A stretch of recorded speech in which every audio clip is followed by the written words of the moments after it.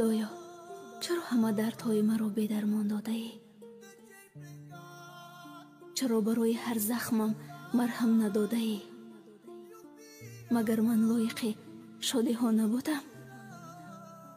به قلب کوچکم عجب یک درد گران داده ای. خدایا کاش نفری میشد در حیات یک بار درکم میکرد، ولی نیست.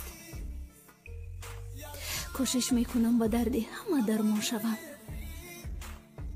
اما درمانی به درد خود نمییابم. نفرانی که دلشان را شکستند کوشش میکنم پره‌های شکستهشان را جمع بسازم، اما دل خودم را چنان میشکنند که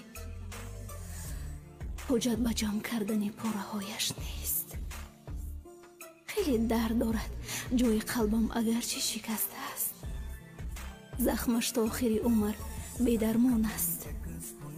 ای خدا کاش میفهمیدی آه پرسوز مرا، کاش درمان میکردی قلب بیمار مرا، تا اینکه هر لحظه نمیمردم و موجود زنده بودنم را درک میکردم.